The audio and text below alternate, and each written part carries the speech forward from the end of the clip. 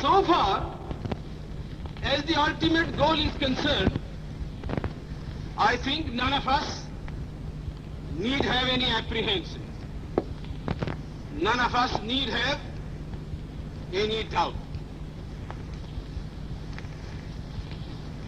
But my fear, which I must express clearly, is this. Our difficulty, as I said, is not about the ultimate future.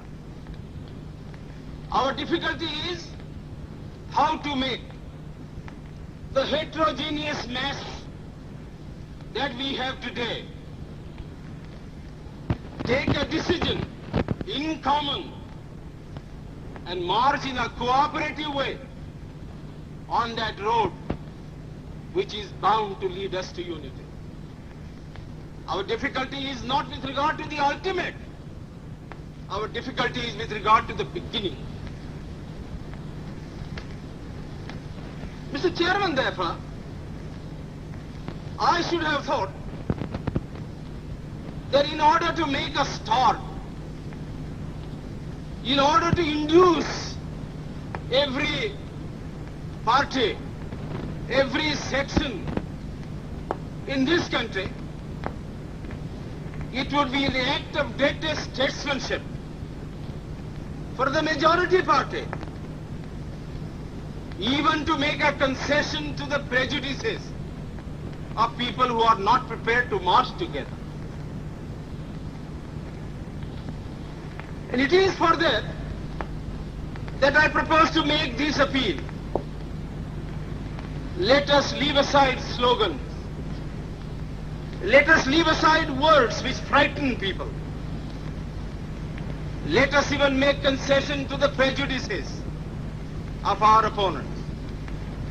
Bring them in so that they may willingly join with us on marching upon that road, which, as I said, if we walk long enough, must necessarily lead us to unity. And if I, therefore, from this place, support Dr. Jacob's amendment, it is because I want all of us to realize that whether we are right or wrong,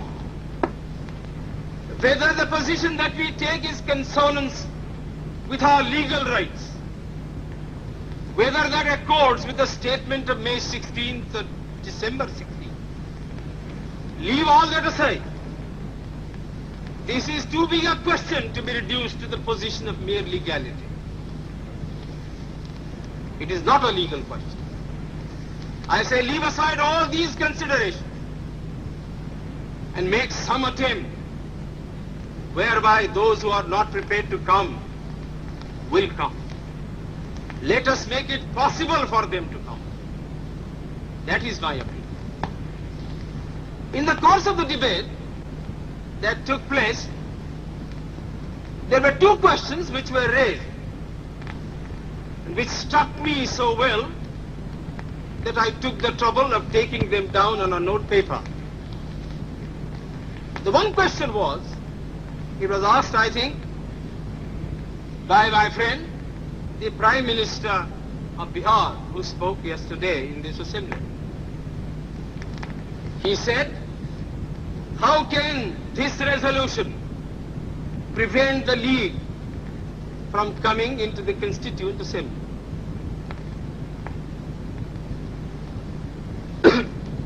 Today, my friend Dr. Shyam Prasad Mukherjee asked another question. Is this resolution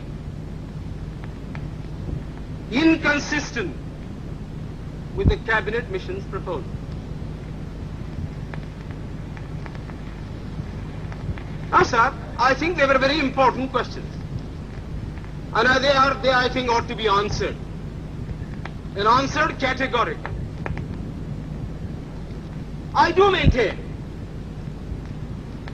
that this resolution, whether it is intended to bring about the result or not, whether it is the result of cold calculation or whether it is a mere matter of accident, is bound to have the result of keeping the Muslim League out.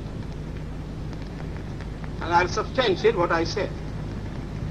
Sir, I invite your attention to paragraph 3 in the resolution, which I think is very significant and very important. Paragraph 3 envisages the future constitution of India.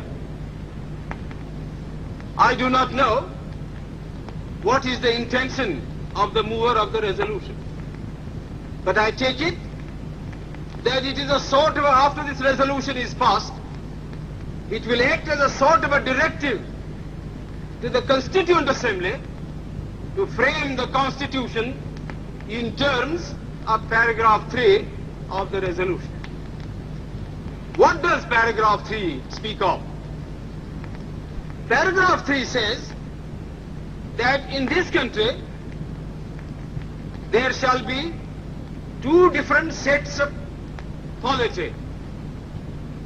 One at the bottom, the autonomous provinces or the state, or such other areas as care to join a united India. These autonomous units will have full powers. They will have also residuary powers. At the top and over the provincial units, there will be a union government having certain subjects for legislation, for execution and for administration. So as I read this part of the resolution, I do not find any reference to the idea of grouping an intermediary structure between the union on the one hand and the provinces on the other. Now, reading this paragraph in the light of the cabinet mission's statement, or reading it even in the light of the resolution passed,